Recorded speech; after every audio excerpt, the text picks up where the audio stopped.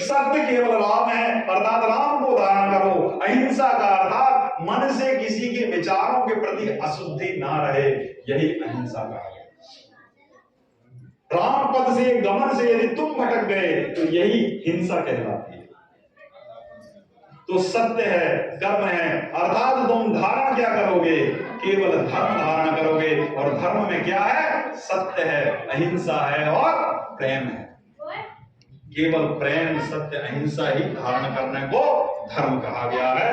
धर्म की यही परिभाषा है। समय आपका ज्यादा हो रहा है, आपको भोजन भी करना है, और बिना भोजन करे भाई जाना मत, क्योंकि भगवान राम की कृपा और दया से ही मिलता है। उस अन्न को तो लूट के किसी भी तरह से छीन के खाना, खिलाने से तो मिल ही रहा है तुमको, परंतु ऐसे छोड़ करके उसका त्याग करके मत जाना, क्योंकि ये भंडारा जो हो रहा है, तो भंडारे का अर्थ भी समझ लो।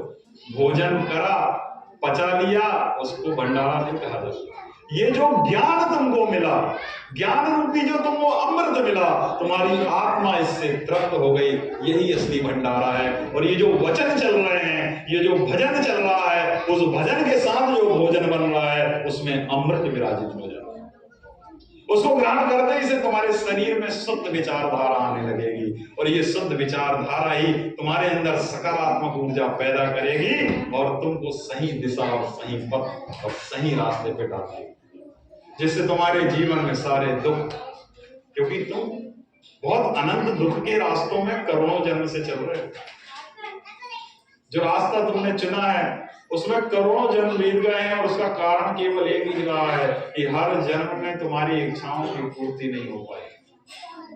आज पिता से पुत्र का प्रेम केवल स्वार्थवश रहा है, ज्यादातर स्वार्थवश है, या पुत्र का पिता से प्रेम वो भी स्वार्थवश रहा है।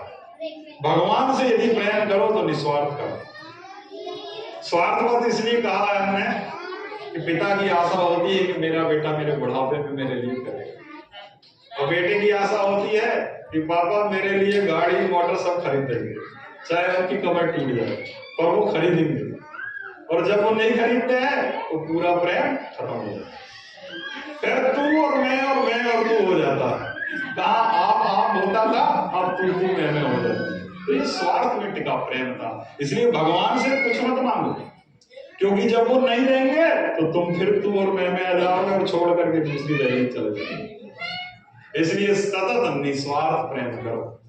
जहां कुछ मांगना नहीं है, वो तो अपने आप बैठे हैं, उनके चरण में शीश तो नवा दो, सारे संसार की सारा सुख और वैभव तुम्हारे चरणों में आ जाएगा। इसलिए प्रभु से कुछ मत मांगो, निस्वार्थ चलना। तो पहले ध्यान रखना कि धारणा पे जाना। धारणा का मतलब मैं फिर बता रहा हूं एक बार, कि अपने चित्त को एक स्थान पर लगा देना और एक लक्ष्य को धारण कर लेना ही धारणा कहलाता है। और ये धारणा दो क्रम में होती है, एक निम्न क्रम की होती है और एक उत्तम क्रम की होती है। जो निम्न क्रम की है उसमें सोच है, संतोष है, सत्य है, अहिंसा है, प्रेम है और अचोर्य प्रवृत्ति है। इन 7 गुणों का पालन करना पड़ता है। जब तुम इनमें चलने लगते हो, किसी के प्रति क्रोध नहीं आता तुमको। यदि कोई क्रोध करना है तो उसको सबसे कमजोर व्यक्ति समझना, क्योंकि जो जितना कमजोर होता है उसको क्रोध उतना ज्यादा आता है। और जो जितना किसी भी परिस्थिति में अपने अंदर बदलता नहीं है, वो उतना ताकतवर होता है, क्योंकि उसके मन के अंदर की शांति को कोई भंग नहीं कर सकता। यही परम सत्य है, वही सर्वोच्च रास्ते पर पहुंच सकता है। कोई आया, तुमको 2 गालियां बक दिया, तुम्हारे मन के अंदर की शांति कहां चली गई? 2 शब्द उसने कह दिए, तुम्हारे मन का अंदर जितनी शांति स्थापित थी सारी भंग हो गई। तुमने उसको प्रत्युत्तर दे दिया, असत्य है। ऐसे जब तुम्हारा मन इतना, एक जैसे तालाब के पानी में यदि कंकड़ मारोगे तो पता नहीं चलेगा हिलोरे आने। इस तरह से तुम्हारे मन के अंदर इतनी शांति स्थापित होना चाहिए कि किसी के विचार, किसी की बातें तुमको प्रभावित ना कर सके, और तुम केवल एक लक्ष्य पर चलते रहो, राम की प्राप्ति के। बीच में जितने कर्म आते हैं तुम्हारे जीवन में, वो कर्म अपने आप सफल हो जाएंगे। इसके लिए तुमको कहीं जाए जीवन के कर्म अपने आप सफल होंगे, हर उद्देश्य की प्राप्ति होगी, परंतु मूल उद्देश्य केवल राम की प्राप्ति होगा। इस पथ से जब तुम चलोगे तो तुम्हारे जीवन में सब चीजों की प्राप्ति होगी। और अंत समय में जब लगे कि इस शरीर को छोड़ना है तो केवल शिव और शिव का ही, क्योंकि अंत और मृत्यु देने वाले वही। इसलिए मैं बार बार कहता हूं, राम भगति रथ और नर नारी सकल परम गति के अधिकारी। राम की कृपा सतत बनी रहे तुम पे। राम का जो अलौकिक स्वरूप है उसके जिस दिन तुम दर्शन कर लोगे ना, जब यहाँ पहली बार स्थापना हुई और भगवान राम का अवतरण हुआ, ये पूरा मंदिर नीला हो गया, पूरा नीलवर्ण हो गया था। परम कृपा है प्रभु की। आज से वर्षों पहले की घटना है ये। एक फोटोग्राफर यहाँ पर फोटो जरूर ले रहा था। फोटो में जब उसने लिया, उसको भी नहीं पता कि यहाँ चल क्या रहा है। भगवान राम का जिस समय अवतरण हुआ, ये पूरी दीवारें सफेद थी, पूरी नीलवर्ण की हो गई, क्योंकि हम तभी समझ पाए कि नीलांबुज श्यामल कोमलांगनम, भगवान राम नीले। तब ये परिभाषा हमारे समझ में आई कि प्रभु का जब अवतरण होता है तो नीली हो जाती है। यही परम सत्य है। और हनुमान जी का जब अवतरण होता है तो सब चीजें लाल हो जाती है, क्योंकि जिसने उनके स्वरूप को देखा है वो समझ पाएगा। इसलिए जो जस ध्यावे सो तस पावे। काली जी का ध्यान करोगे तो हमेशा क्रोध आएगा, और क्रोध काली जी का अवतरण ही इसलिए हुआ था, राक्षसों के विनाश के लिए हुआ था। उनके हाथ में खप्पर था, मुंडों की माला थी और कटा हुआ सर था, ये क्रोध का प्रतीक होगा। तो जब तुम मां काली का ध्यान करोगे, तुम्हारे अंदर क्या क्या गुण उत्पन्न होंगे?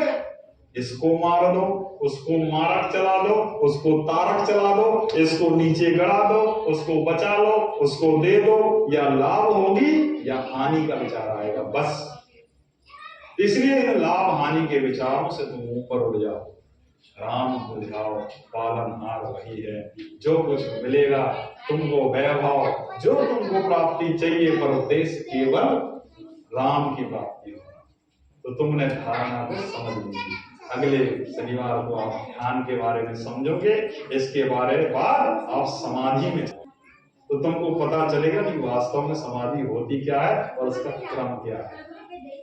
मन क्रम वचन ध्यान जो लावे, भगवान कहते हैं यदि मुझे पाना है तो मन से, क्रम से, वचन से और नियम से जब तुम चलोगे तो तुम मुझे पालोगे, मेरे दर्शन करोगे। जब तुम भक्त हो जाए तो तुमको ज्ञान योग की प्राप्ति हो जाएगी। जब ज्ञान योग सिद्ध हो जाएगा तो क्रिया योग की प्राप्ति हो जाएगी। जब ये तीनों योग सिद्ध हो जाएंगे तो तुमको कर्म योगी तुम बन जाओगे। और जिस दिन तुम कर्म योगी बनोगे, तुम्हारी ध्यान, धारणा, समाधि तीनों सिद्ध हो जाएंगे और तुमको विभूति प्राप्त हो जाएगी। वो विभूति अलौकिक पारलौकिक शक्तियां होती हैं, जिसके बारे में तुमने अभी तक समझा भी नहीं।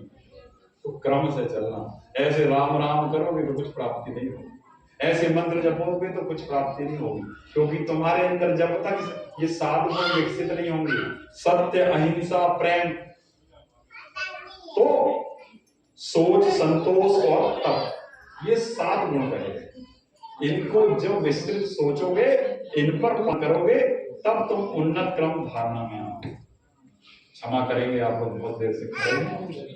इसको यही समाप्त करता हूँ। भोजन भी करना है, सब भोजन करना, और कुछ लोग जो सेवा कर सकते हैं परसने की कर, बाकी जिनको जल्दी हो पहले बैठ जाओ। जय श्री राम।